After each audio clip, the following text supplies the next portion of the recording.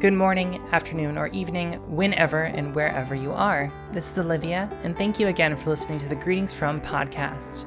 In this episode of the Greetings From News Recap, we talk about how shows are getting canceled because of the pandemic, a surprise announcement from Sony, and some shakeups in the GameStop board. Huzzah!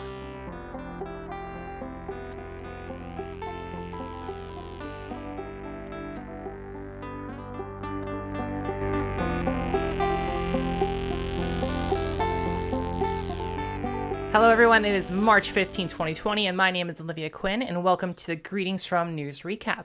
I am joined today by my two very good friends.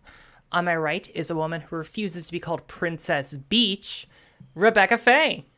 He deserves to go to hell for that. That's like a criminal offense, I'm pretty sure.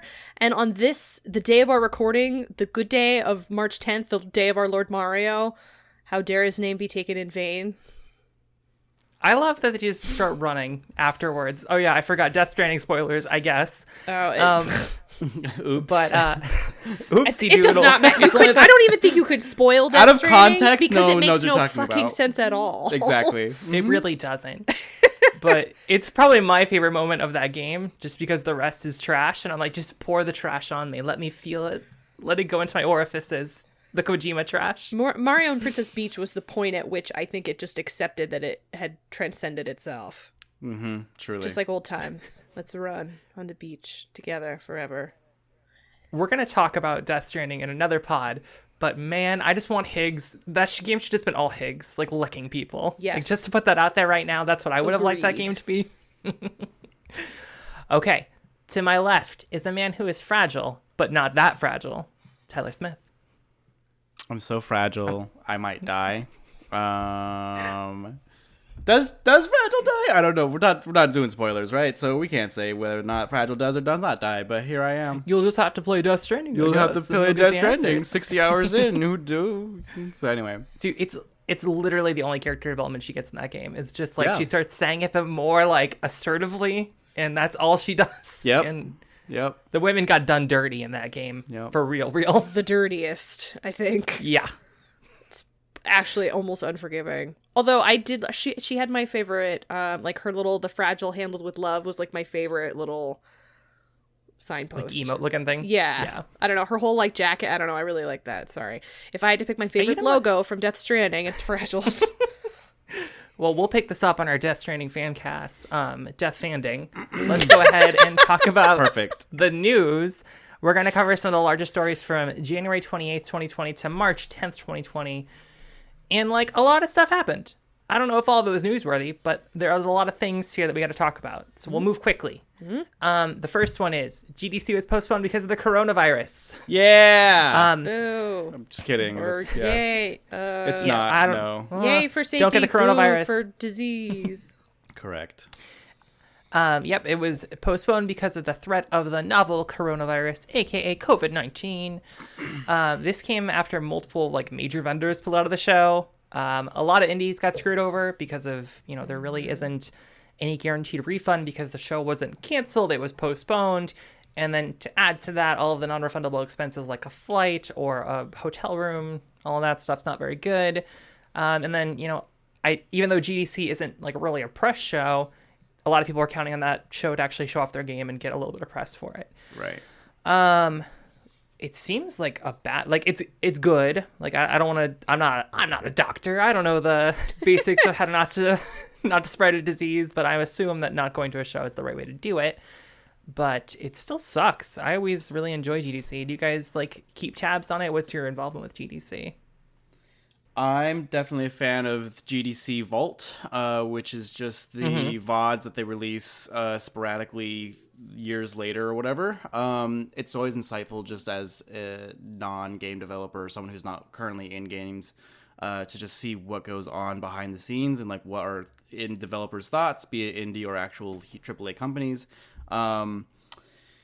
It's kind of sad that it was postponed and or canceled essentially because it's just a missed opportunity for everyone who's going to GDC this year. Not necessarily like big name people, other than maybe like Epic, because they usually have like a showcase of their technology and the best in year. So who knows what's going to go on with that. But It's more so for smaller people who don't really have a foot in the door yet with the game industry itself. It's usually a very big networking event for them. But beyond the GDC Vault, I mean, that's all I've really interacted with GDC. So. Right. And I should say there are a few crowdfunding campaigns out there. I haven't verified any of them, so make sure you do your due diligence if you're going to donate to them. But it seems like they're doing some good work to actually give people some coverage for missing the show and any lost expenses they may have, because, you know, a lot of these people are living, you know, hand to mouth when it comes to developing their game and maybe doing spec work or whatever it may be. Right. I think at this point in the show, at this point in the timeline, E3 has not been canceled yet. That may change tomorrow or whenever in the near future. But I definitely think that a major show like this getting canceled and then like stuff like South by Southwest getting canceled, this doesn't really bode well for a lot of future shows.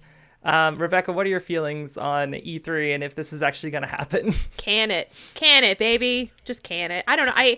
I think what's been interesting to me is this idea that we're postponing these, but postponing to when? You know what I mean? Mm-hmm. Like, I think we're kind of at the point in the timeline of the decline of humanity in which this is only going to get worse before it gets better. So, but I think it's not really clear how long it's going to take for that to sort of run its course. You know what I mean? So, to me, I think... And I think a lot of people have said this, there really is nothing about E3 that you can't do virtually except for the quote-unquote experience, which really wasn't even about the press anymore. Like, it was becoming like a really weird funhouse entertainment thing. And pretty much any of the sequences which were for the press were these big, you know, presentations which were all streamed anyway, right. These like 24-hour live stream kinds of stuff that people were doing in studios, like one-on-one meetings that the press was having with developers, like a lot of that stuff I think can still happen. Maybe not the one-on-one meetings with developers. I would recommend not being in people's faces, but I don't know, I feel like people have been saying the death knell of E3, and maybe it's actually will be taken out literally by the coronavirus and everybody realizes, oh, we could just have our own direct. The end. I think Jason Schreier has been tweeting about this a lot on Twitter, where it's like, hey, if E3 gets canceled and the developers are just like, hey, let's do some online streams just to kind of make up that space and do our announcements, and they see like, hey, we got just as much press by not going to E3. Yeah. Like that kind of is the end of it all. Totally. So we don't need it.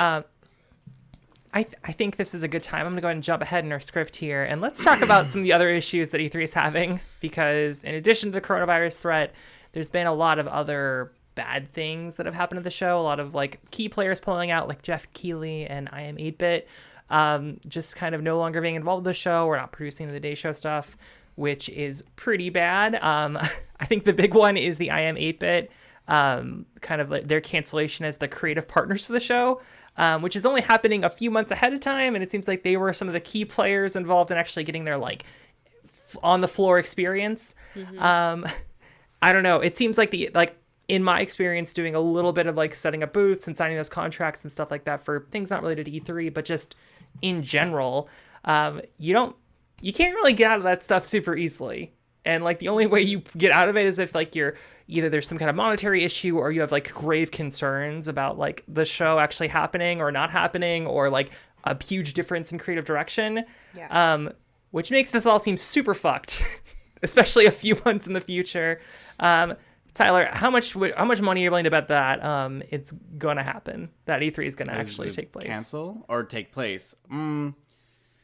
It's hard to say, because I fear if it's gonna be canceled because the coronavirus hasn't died out yet. I know that the coronavirus is supposed to, when it gets warmer, officials are saying, well, it can't withstand certain temperatures above a certain threshold, so it'll just in the summer completely die out. So if that's the case, it'll be on. If not, if it's still like a threat or something, then it probably will be diminished or not run. I think it's going to be canceled, but who's to say? I mean, Coachella's in the air now, so, you know, people are frantic about that. Well, I mean, South by Southwest got canceled. South by Southwest is canceled. Yeah, that's big. So, and I think it's like an order of magnitude bigger than E3, at least in terms of I would presence, say so. From my for estimation. For sure. So, yeah. And I mean, I'm just imagining. Oh, okay, go ahead. I'm just imagining DashCon, like if the show does happen, then it's just gonna be the fucking kiddie pool or whatever. Like, in the ball pit, that's it.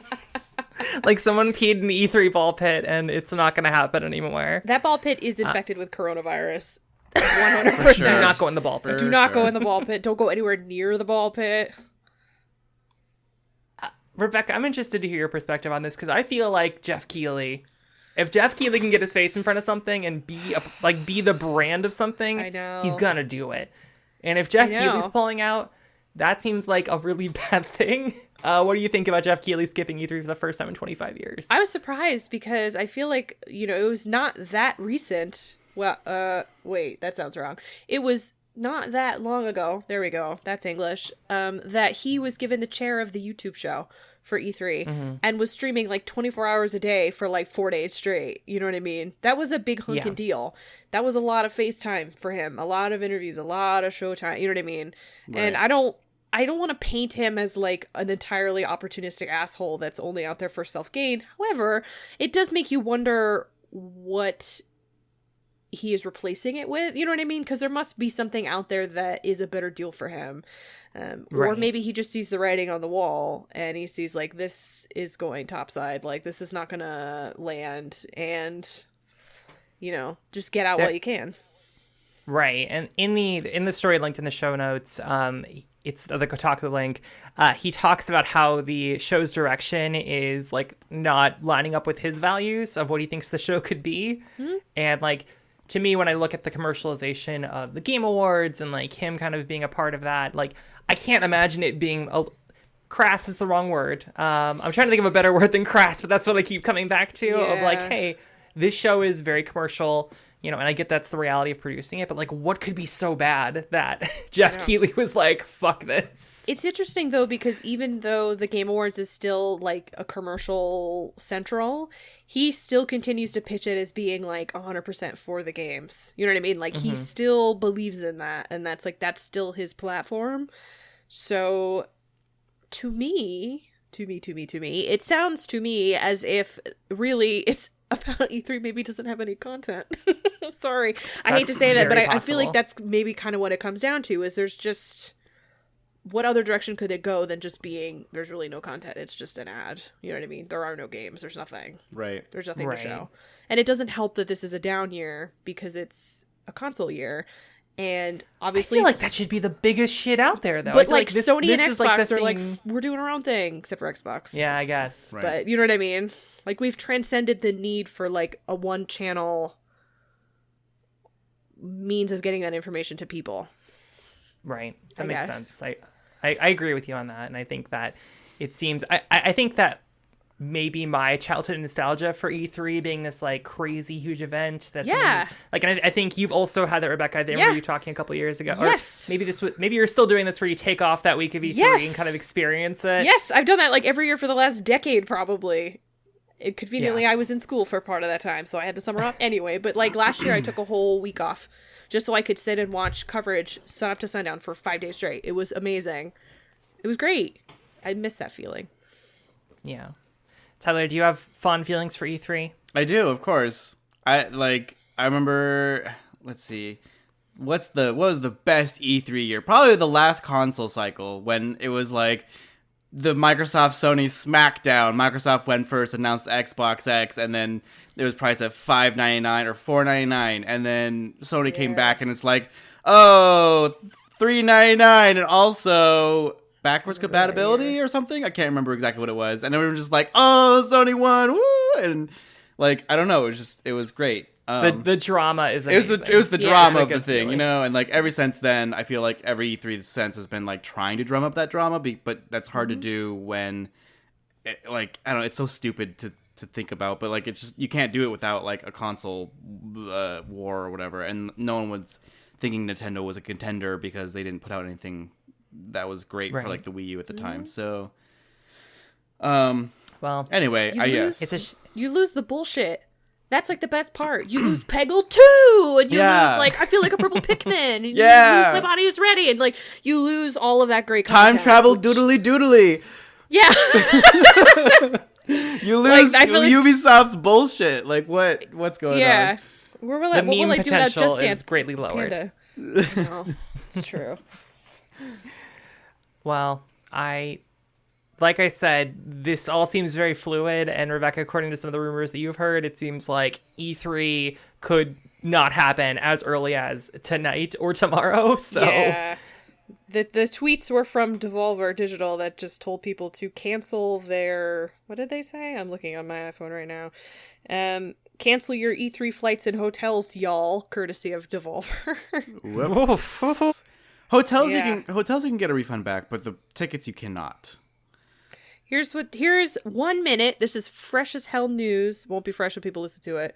Jason Schreier says, heard from 2 people that E3 cancellation will be announced tomorrow AM, both secondhand, and 1 person with ESA ties who insists that it won't be. Normally I sit on conflicting info until I sort out what's true, but with E3 rumors now everywhere, I figured I'd be transparent here. But again, whether or not it's announced tomorrow morning or not, it's only a matter of time before E3 is officially canceled. Publishers can't afford to wait much longer to make their plans, and all signs point to the virus getting way worse in the US before it gets better. wow. World premiere. Yeah, fresh Jason Schreier tweets right there. Well, I think then we'll let E3 lie. Long live E3. And let's talk about something else that Jason Schreier reported on a few months ago that is now being confirmed. Horizon Zero Dawn is coming to PC. Yay! That's right. Guerrilla Games. Okay. Sorry. Woo! Okay. I'm also excited about it. Did you guys play Horizon Zero Dawn? Yeah. Hell Okay, cool. yeah. Yes. That game rules. It's no Death Stranding. No- But that engine's pretty good. It's no Death Stranding. It's amazing that with that same engine, you could put out Horizon Zero Dawn and Death Stranding. One man's magnum opus. Correct. Ugh, God, Death Stranding is trash, but Horizon Zero Dawn is very good. It's coming. There is no confirmed release date. This was announced via the PlayStation blog, which I don't Very turn tersely. to. Yeah. Well, it was an interview with with Helman Holst, the head of PlayStation's Worldwide Studios. And this comes after Death Stranding is coming to PC, which also runs on the Decima engine, which was created by Guerrilla. So there's that connection. They already have the tech kind of set up and running for it. And I think, Death Stranding is cool and all, but I think this points to a larger strategy shift for Sony. We already have PlayStation Now being available on PC as like a streaming option. And with more of their like first party exclusives coming to PC, and they explicitly said not day and date, like they will be coming after the fact. So they're still committed to, it's always PlayStation first, and not every game is going to be coming to the PC moving forward, but some of them may be. Right. I don't know. It seems weird. I'm happy. This is a good thing, I think. Like, I want more people to be able to play the games. I think it's a pretty stupid restriction to not let things go to PC because we get all the cool stuff like mods. Will you guys buy this game again on PC? No. No, I don't think I would. I mean, like, if they come out, it's not going to come out with a level editing thing. The only way that I can see myself buying the game is if there's like mod support for me to create things myself and like go that route. That would be the only way. But if it's going to be like I have to like teach myself how to mod the game, You need the clean face I Aloy need mod. I and need then like you'll a be sure to go. Steamworks. I need a Steamworks situation kind of going, like. And anyway, so that's that's the only way I could really buy the game again. Or like maybe if they release unplayed DLC, I suppose then I'd have to buy the game again. But I don't think that's going to be the case. So Yeah, I can't imagine they'll include more content in this release. I feel like they're working it's going to on- be a straight port. yeah, I'm pretty sure they're working on Horizon Zero Dawn 2 at this point. So Right. or Horizon Zero Dusk or something stupid. It's I don't know. I love Horizon Zero Dawn. I played the fuck out of that game. I also really dislike the name. I wish that the name was not that. It was, but it was bad. It's not the best name. No. It was bad. feels like real high key gamer name to me. Like it's the most gamer of gamer names. Killzone Shadowfall. From the makers of Killzone Shadowfall, here is Horizon Zero Dawn. It's just words at that point, really. Yeah. It's like a Mad Lib. Right. Well, hopefully they'll bring Killzone to the PC because people are clamoring for it. They're demanding they get their Killzone Shadowfall. I feel like that would be a really good PC game. Because all shooters are pretty good PC games. So Yeah, that's fair. I shouldn't besmirch Killzone Shadowfall, considering I've never played it. I think I've only played like one Killzone game, so maybe they're amazing. Who knows? No one's played them. It has like a cool zero gravity level that I thought was pretty neat when I played it. Okay. It was basically a is that screenshot simulator for the brand new PlayStation 4. well? Okay, so besides Bloodborne, would that be your choice as the game coming to PS4? Killzone Or coming to Shadowfall. PC? Yeah. Obviously it's Knack. I think we are all in agreement that Knack is the game that Dude, just... I could legit see Knack coming to the PC. oh my Oh, god. sure. It has Oh, the sure. technology. Yeah. They would probably be the only way people would buy it. Sorry. Let's say it's not a console seller, Mark Cerny. I feel like The Last of Us is the obvious other answer. Yeah. Last of Us for sure. That's fair. Maybe a retroactive port of the Uncharted's, but I don't know if it needs it. I feel Spider-Man's another pretty great one that could come to PC. Yeah, Spider-Man would be a huge hit for sure. Totally. God of War would be amazing as well. But I could see that actually yeah. as well. But yeah, beyond Bloodborne is like my top tier. I think it's top tier for all of us. Like we just want to see Bloodborne. Yeah. I just want to see people tear apart those dungeons. I want to see Yeah. them like full actual mod support would be fucking crazy. to me. Yes, I would love it. Yeah. This is not going to fit well in any of our other content, so I'm just going to bring it up now. I was talking to a friend, and I asked, she's like, oh, I play some video games, not that many. And then I was like, oh, what do you play? She's like, have you heard of Knack before? I love Knack. And like, I legit lost my shit. Like, because I guess it's working on people who don't actually play a lot of video games, that Knack is she the... a hardcore Knack fanatic? I was trying to explain to her the podcast, and I was like, yeah, what do you think Knack's made of? Because, like, we thought he was made of garbage. And she's like, he kind of is made of garbage. So that was a pretty fun conversation to have. Vindication! He is made of garbage. Please listen to our previous episode to understand that joke. So bring Knack to PC. Reporting it, for first reported on this podcast, Knack for sure. Confirmed, coming to PC. There's your scoop, Jason Schreier. I hope they vindicate you for all the times you've been right. And the haters have told you that you're wrong. One thing I wanted to bring up. I didn't realize that there were people who actually, like, gave a fuck that, like, oh, my PlayStation is being made less valuable. But I was looking at some of the responses in the comments of this blog post and the comments on Twitter to Jason Schreier's reporting of people sending him death threats being like, I can't believe that your reporting made that. And I couldn't tell how much of it was fake and how much of it was real, but people just, like, responding, like being like, I can't believe that they would do this to me in my precious PlayStation 4 by moving the game to PC. And I didn't know that still existed. So I've evolved as a person now. The gamer rage is strong in the world. It's like none of those people played PlayStation All-Stars Battle Royale, which was goodness. a very grim depiction of what first-party PlayStation games there are. Yeah. Oh, Lord, they never gave me a current-gen Parappa the Rappa. What even is the point of having a PlayStation? Sly Jesus. Cooper. Yeah. If anyone has a copy of PlayStation All-Stars they'd be willing to send me, please do, because I've been looking for a copy, and it's like $70, and I'm not spending that money. I have it on my PlayStation Vita. Oh my god, I didn't even realize it came out on sure. Vita. Yes! I played it! I played through it on, like, multiple characters. Like, I played the Nathan... I think I did Nathan Drake, I did Dante, I did Kratos, I did your little sack friend, sack boy. Sack boy. Dante, noted PlayStation only character. Yeah, I know. I was like, what?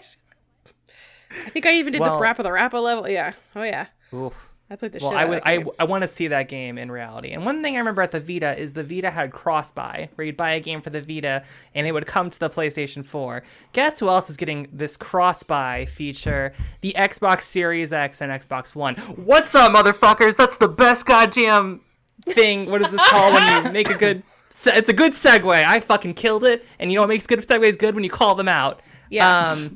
Well, you need everybody to know that it was a good segue. That's the important part, really. I'm gonna put some of those Yes. like gamer 420 like things in there whenever I edit this. So. Smoke weed every day. Exactly.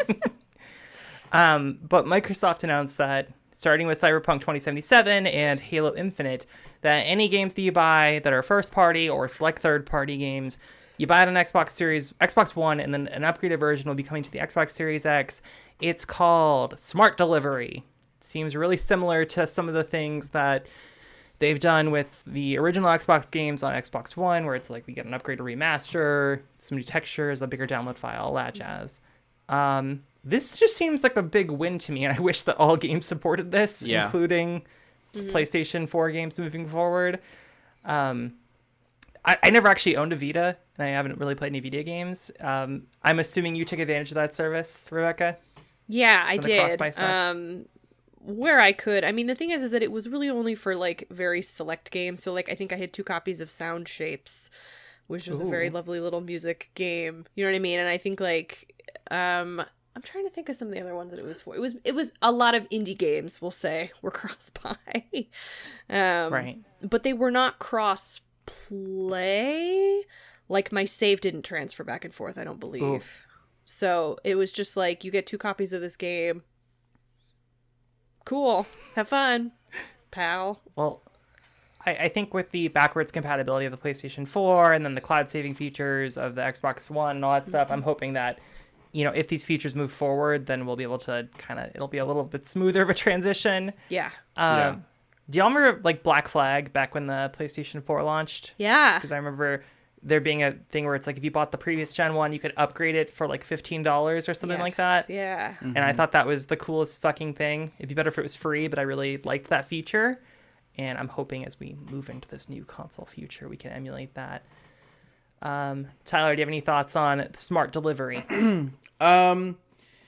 I think it's a pretty big wish to assume that all other third-party titles, or even just any other title, honestly, will have this like cross-play smart delivery or cross console thing, because CD Projekt Red has unlimited resources, and also Microsoft pretty sure paid them for this feature to work on this, because like it's not like you just like, oh yeah, make this game work for one console and then make it work for the next console. It's a pretty privileged spot for CD Projekt Red to be right now, and I don't think it's going to really happen with any other game or company or studio, at least not anything shy of it being, something huge like CD Projekt Red or AAA Space. Right. I'm excited to see it happen. I want it to happen. I want it to be like this because it is pretty cool for the gamer, but I don't feasibly, realistically see it happening with any other game right now or in the foreseeable future. It'll be very rare when it does happen, I feel. So That I don't know. tracks. And like I would agree with that. like off the top of my head, I can only think of a few games that would do that, which would be like The Last of Us, Cyberpunk 2020, and there was a third one that's really big that's coming out that I can't remember now this year. Ghost of Tsushima, maybe? Maybe, but that doesn't have like a big well, maybe. I don't know. I can imagine a graphical patch or something in the future if that does. Maybe Doom. Yeah, I could see Doom. So, but yeah. I guess we'll see as we get more plans from Sony, and we'll kind of figure out what's happening there. I did also want to comment that there's that rumored multi-SKU approach that Microsoft is allegedly taking. We're not 100% sure on this, where there could be a less powerful version of the Xbox Series X. And I think this like smart delivery branding makes me think that, if you're running on a less powerful console, like this rumored second SKU, I could see them being like, hey, we're only going to download the assets that will work for your console. So that was one of their like thing I was potentially thinking about that may happen.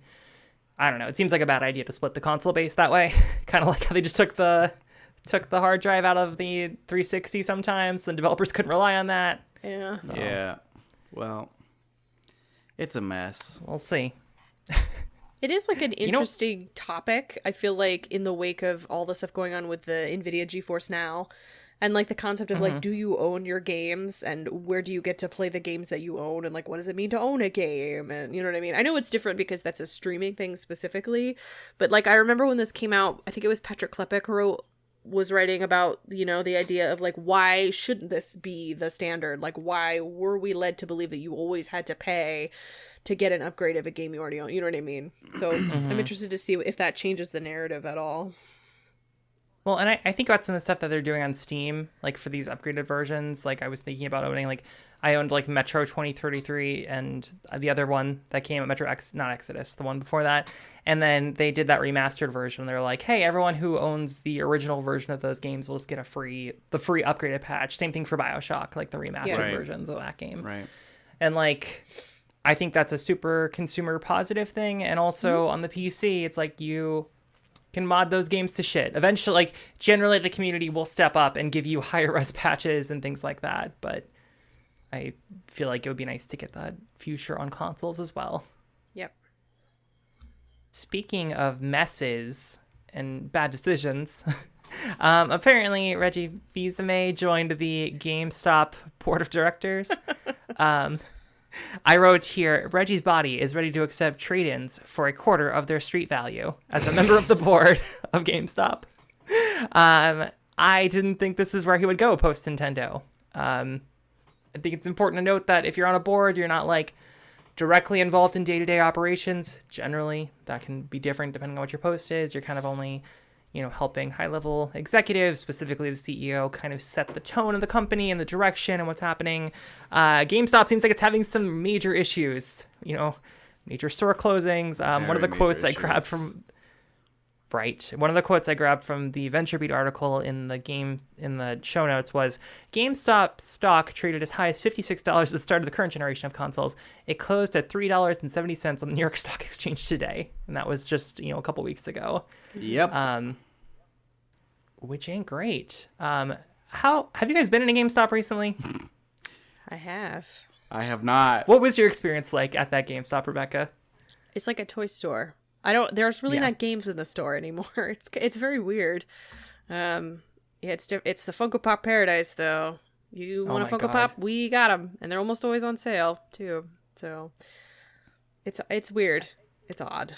I was at the mall over the weekend, and I had time to kill before I was seeing my movie, and I just happened to walk by GameStop, and I just as I was walking, casually glancing in, I was like, there's no games in there. Like, no video games. It's all toy. It's all Funko Pop. It's all Amiibos. It's all like hard what's it called? Board games. What are you trying to say about Amiibos over here? I'm not saying anything about Amiibos. I'm just saying it's now virtually Toy Store. It's Toys R Us, Kinda. So and gift cards. Here's what kills me. Okay. GameStop was never great. You know what I mean? I think they've always had predatory practices that have rendered themselves obsolete. Mm-hmm. And I think the whole entanglement with ThinkGeek was maybe not great, whatever.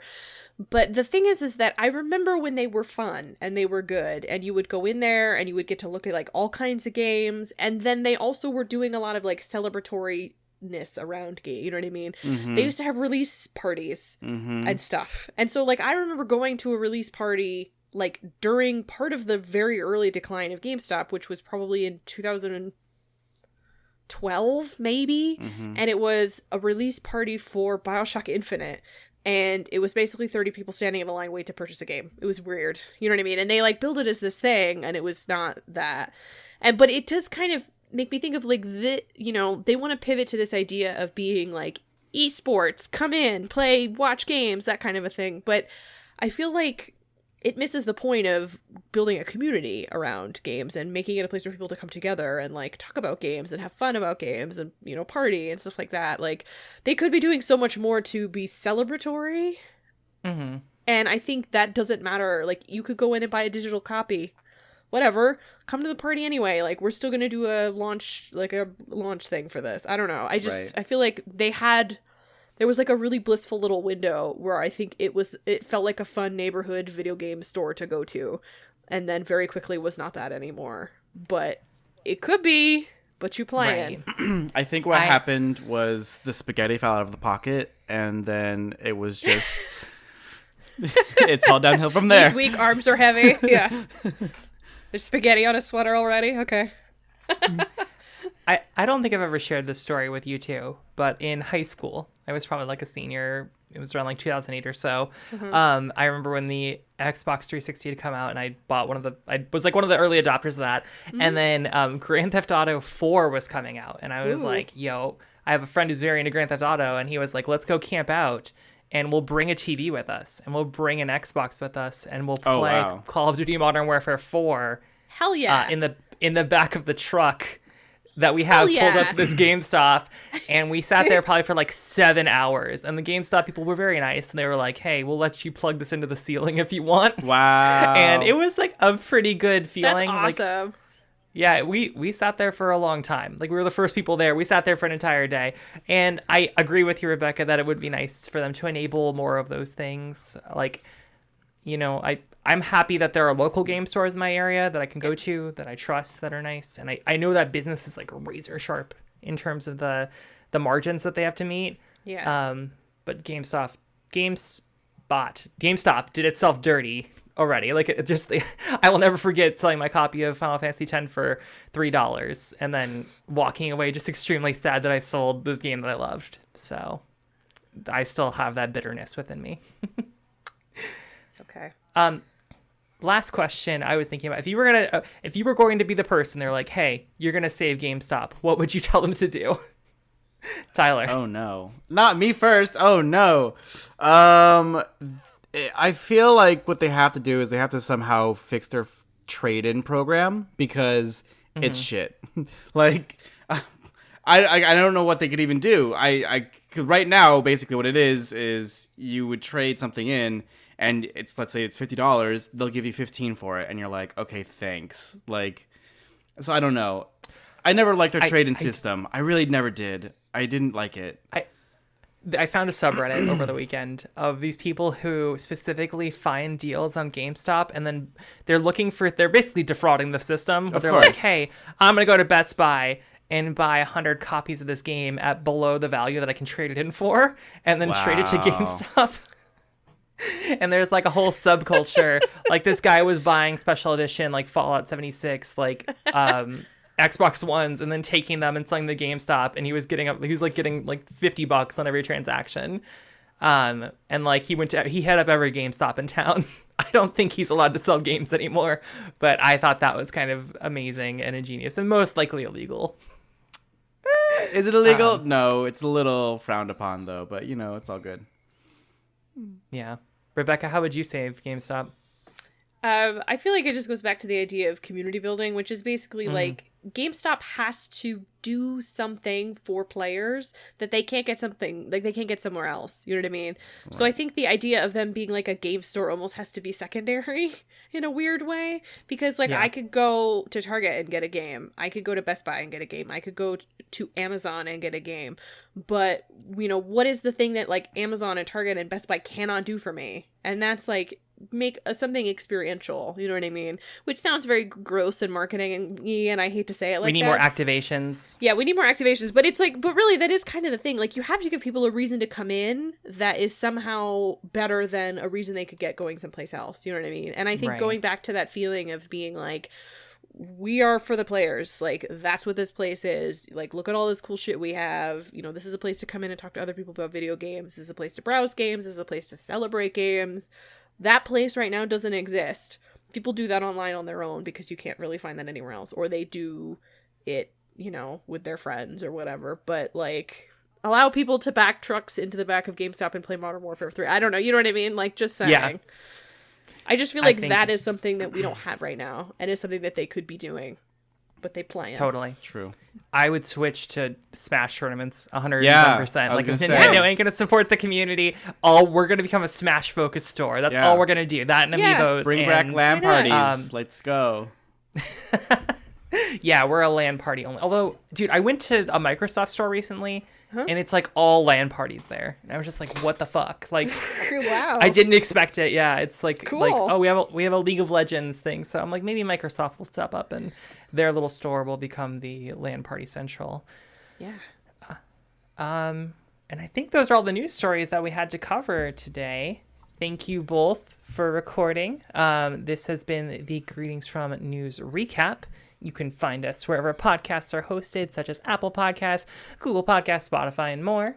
You can send us your questions to greetingsfromcast@gmail.com. You can visit us on the web at greetingsfrom.zone, or you can follow us on Twitter at greetingsfrompc. We have plenty of other social media accounts out there. They're all on the website. Go to greetingsfrom.zone. My name is Olivia Quinn, and you can find me at LiveJQ. Rebecca, where can they find you on the internet? You can find me at Rebecca Faye. Tyler, where can they find you? You can find me at World Jumpin'. Reggie needs to make pizza again. My body is ready for pizza.